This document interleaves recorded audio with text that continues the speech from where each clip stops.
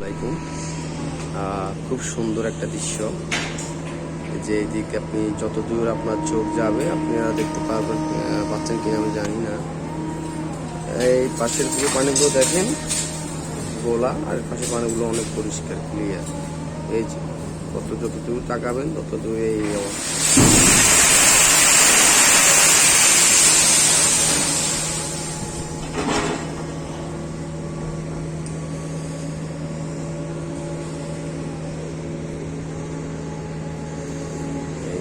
এটা স্থানটা হচ্ছে আপনার পার্কের চরের এখানে আমাদের জাহাজ লোড হচ্ছে, গ্যাসের লোড হচ্ছে।